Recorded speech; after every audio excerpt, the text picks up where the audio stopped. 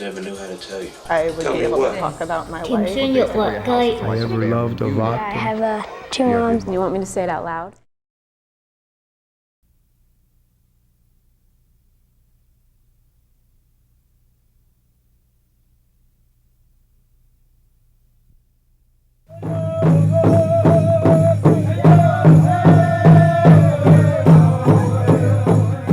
There's a saying that we say we don't throw our people away. People who are born differently, whether mentally, physically, emotionally, whatever, were considered sacred or holy people. There was a reason why the Creator made them different. So historically, traditionally, Two-Spirit people were viewed as very special people. That all changed with the coming of the Europeans. When the Europeans came, they attacked that, and that's one of the first things they did was attack that Two-Spirit culture and took it away. So today, our own people don't even know about it a lot of times. A lot of our own people don't even recognize Two-Spirit traditions. And that can be a hard thing when your people have forgotten some of their traditions and you're trying to remind them of it.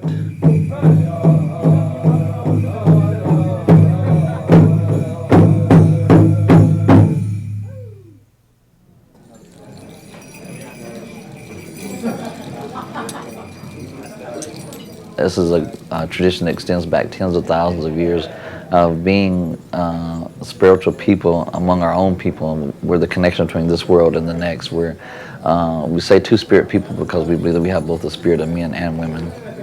Growing up, we knew about not like people and gay and lesbian people, and how at one time they had an honored position, but now we don't talk about it and they don't really exist anymore and all that. So it wasn't. I didn't really know a lot about Two-Spirit traditions. Only that, oh yeah, they used to name babies, but we don't do it no more. And so it's nothing that's taught to you.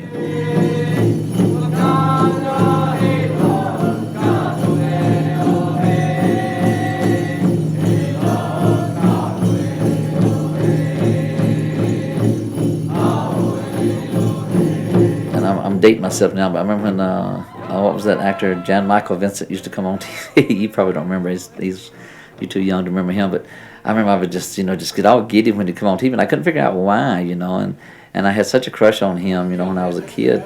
What was up with Cleo? I thought you couldn't dance, boy. You told me you couldn't dance. I was impressed with your dancing. 5 on this road. Oof, I am. That's a long song. Oh my God, I didn't realize that song was that long.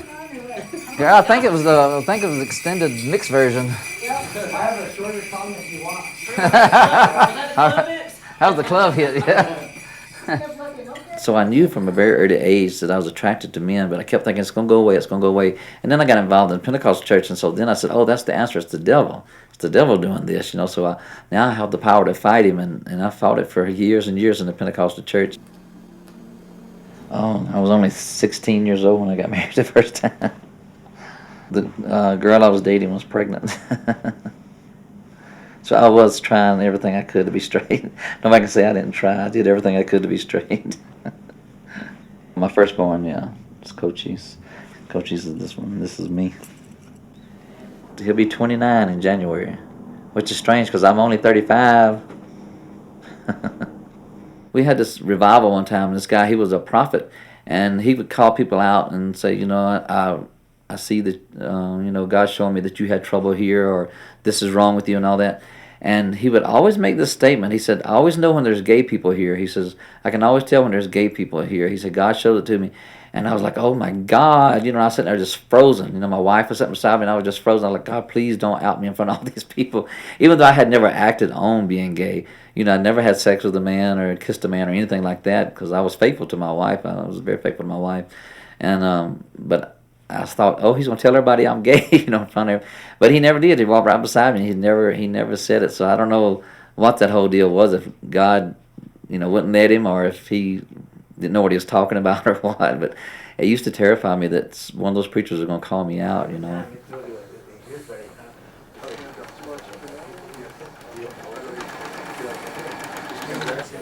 Okay.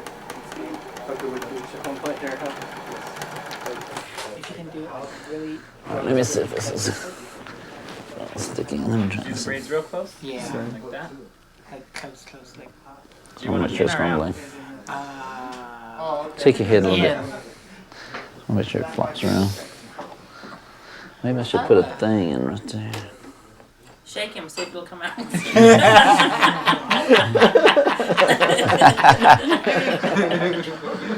Never shake a Shawnee. And I remember I was going down the interstate, going towards Atlanta, Georgia, and I got to think about all the things that I had done to not be gay. So I started going through my mind all these things, you know, getting married and the hours that I had prayed and begged God not to let me be gay and all that. And it dawned on me, you know, you didn't choose this. You know, the Creator chose this for you.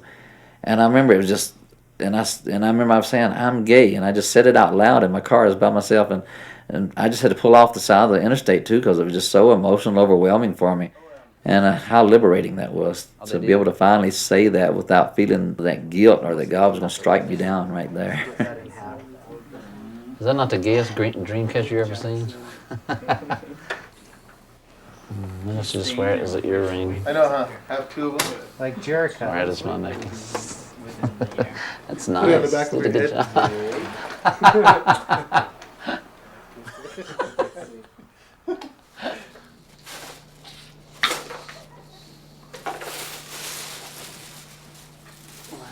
His moccasins got to go. Put his belts on it. Me and Jay make, and Alistair, we make all the regalia, and I usually just keep it here because I'm always the responsible one. Now my regalia is getting really old. So many people wear it. But a lot of the people in society now are wanting to make their own regalia. They've gotten all excited about dancing and all that, and so I'm excited about that. I like it when people make their own regalia. It means they're really serious about dancing and continuing our traditions. Our group has really grown. Just in the past few years, it's really grown. We get a lot of people from across the country in the United States. A lot of people that are isolated on reservations. They'll send me emails, you know, saying, here I am all alone on the reservation, and it's good just to go to your website and to see pictures of other Two-Spirit people. So it reaches a lot of people, it really does. Today is Boulder's Day of Pride. And the courthouse is full of queer people. Woohoo! Please, big hand for the Two-Spirit Society of Denver. In our cultures, gay and lesbian people were honored. They were an honored people, and to have one in your family gave prestige to your families. And today, Two-Spirit societies all over this country are fighting to regain what we lost. You know, that we're not asking for something new, these new gay rights. What we're asking for is our place that we had before.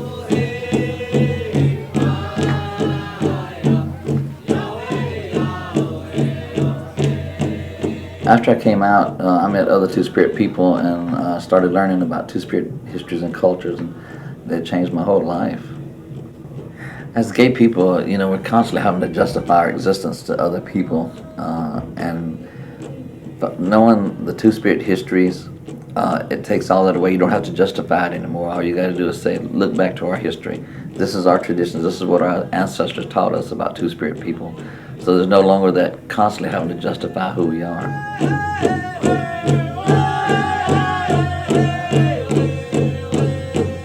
I think my youngest son, because he's a preacher, he struggles with it more than any of them because he knows that eventually he's got to preach against his father. And I do feel for him. You know, I know it's a hard thing, you know, that while he's talking about the evils of homosexuality, he's got to be thinking about, you know, I'm saying that my father's the evil and all that. And I may get emotional talking about that, but you know, I know it's a hard thing for him, and I really feel for him because I know he struggles with it more than other kids do.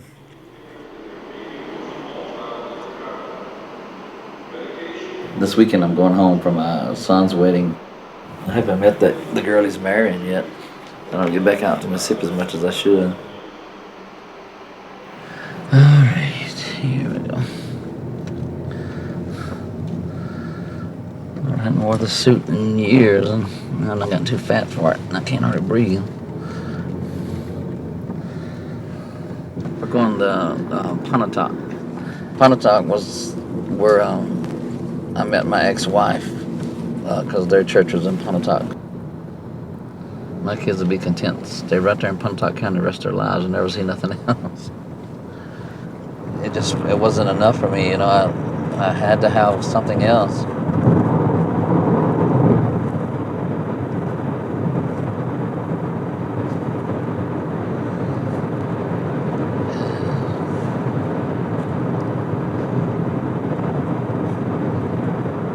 I always do this every time I come back here. I always get so emotional. I kind of feel like I'm intruding for some reason, like I don't belong. And I don't know how to explain that. I don't know why I feel that way either.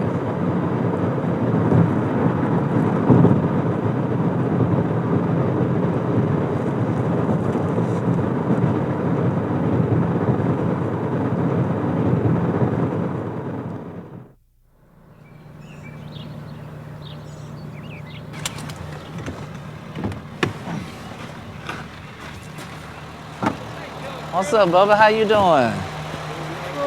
I know. Good. I'm coming back. Look at the place. Dallas is getting married this weekend. Dallas? Yeah. Huh? I'm in Denver, Colorado now. Yeah, way off. Yeah. Bubba, I'll see you. It's good to see you again. You too. Y'all take care. All right.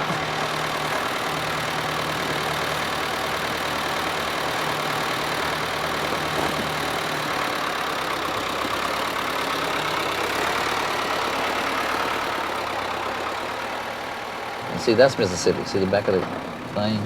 That's Mississippi. Everything is about the Bible. This is probably a traveling crusader here. See, they got their horses and everything, but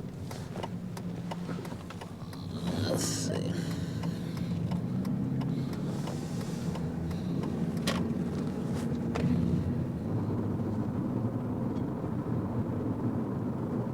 My God, I hadn't been down this road in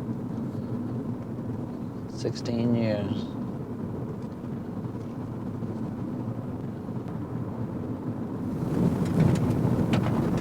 Oh my God, look at this. This is where my house used to be.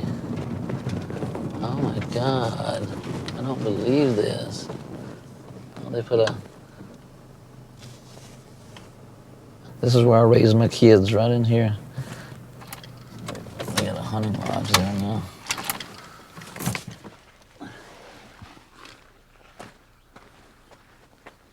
I gotta go up and see what they've done.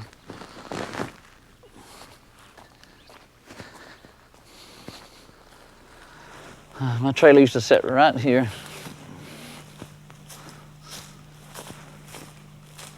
My God, it don't look nothing like it did when I was here.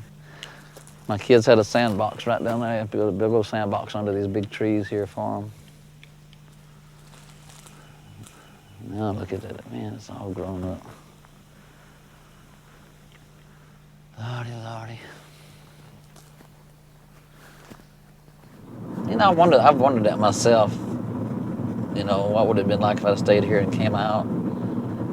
It wouldn't have been as bad as stuff like you see on TV. Everybody, they would have been nice to me and just wouldn't have talked about it. You know, it would have been like a lonely existence, though. And I had to go to Memphis and stuff like that, you know, to have any kind of gay culture. And me, I'm too much one of those people I want to experience everything before I get too old. I couldn't sacrifice life just to please everybody around me. I just couldn't have done it.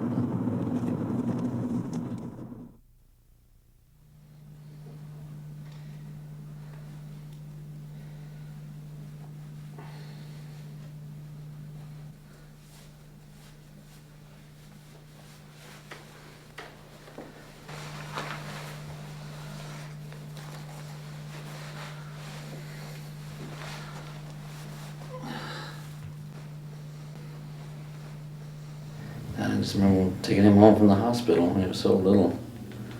Don't seem right that he should be getting married now.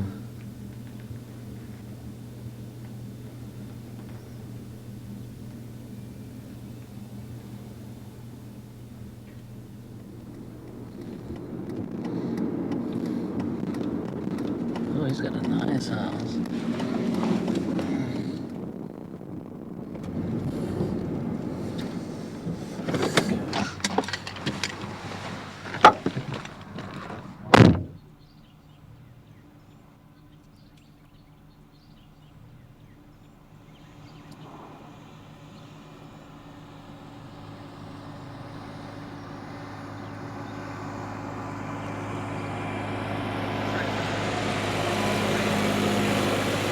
Here we are in Shannon, Mississippi, and I'm about to go into my son's wedding. I'm a little nervous about it, meeting his family and all that. So if I'm not out in 3 days, send somebody after me. Send the gay patrol after me.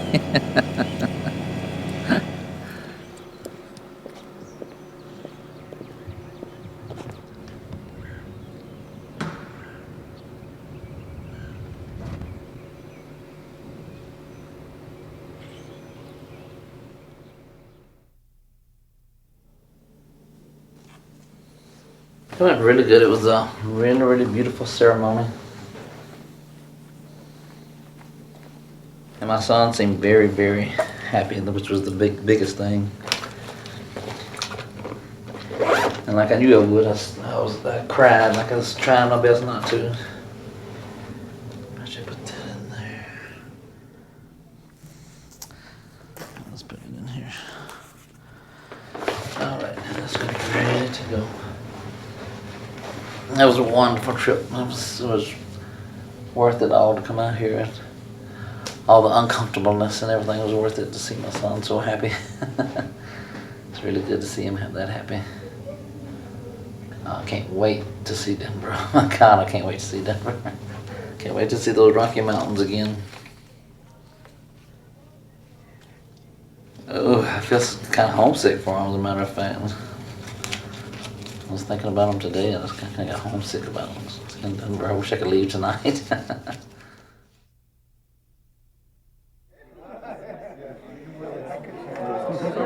Bonsoir, I'm Pato Vitikaziwia.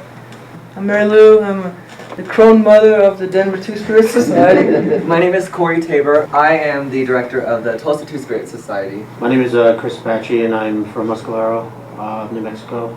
I've lived in Denver for about 8 years. Hi everybody, I'm Desiree Herrera. I'm Apache and Mestiza. Dajon Ha'anse, she Joey Criddle, Shiji, Shineski, Hickory Apache. Hello everyone, my name is Joey Criddle. I'm Hickory Apache. We want to welcome everyone to the Denver Two-Spirit Gathering. We appreciate everyone coming out. We appreciate their attendance. You know, the gatherings are what gives us our unity. These gatherings are what gives us our strength to go back to our communities to do our work. And we appreciate everyone coming out and being a part of this.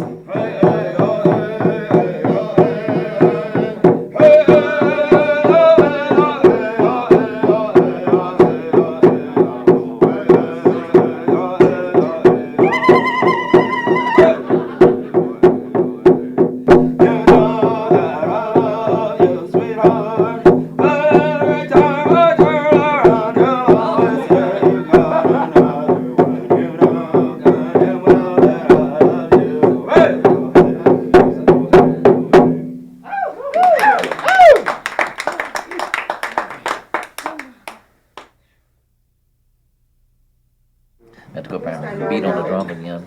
Yep. Wake up! This Wake time up! I'll go inside and just right over their head. I haven't had an all-girl sleepover like that in a long time. We should do it more. That was fun. The only gay bar in Santa Fe is the retirement bar. Well, there's Cowgirl, which is mixed. Semi-gay. Well, since you left, Cowgirl's getting scary. Yeah, you gotta go to retirement home now. And the only way to go to that bar is to know somebody who lives at the retirement. No, what you have to do is move to Denver, and then you can go to a plethora of Oh no, gay bars. honey, I'm gonna get a job at the retirement home. Old men and money. Fix you up. The Two-Spirit community gives you a sense of not only of your tribe, your people, your culture, but it also gives you a sense of family, because there's people that you can hang out with, you can go to, these people that'll be with you, and people who, that you can relate to because they pray like you, they sing like you, and, they fulfill the role as caretakers for me.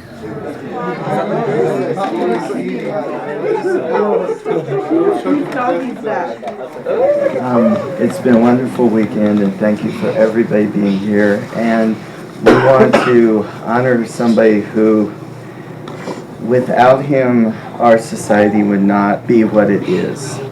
He's changed my life. He's changed so many people's lives. And there's so many Two-Spirit people out there alone who don't know that they can live their life with pride and that they don't have to live it alone. And this person is a teacher, he's a best friend, he's a brother. He opens his heart and his home to so many people. We want to give him this gift.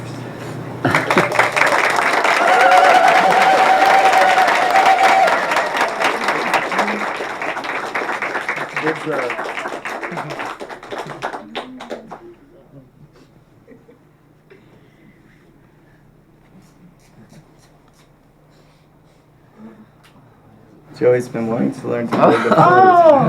And You know I can blow.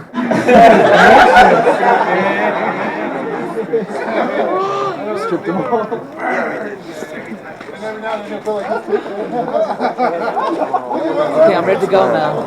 The Lotus needs some shiny steez ready. Joey, you have to do the wave. Oh, wicked. All my subjects. Oh, it puts it on.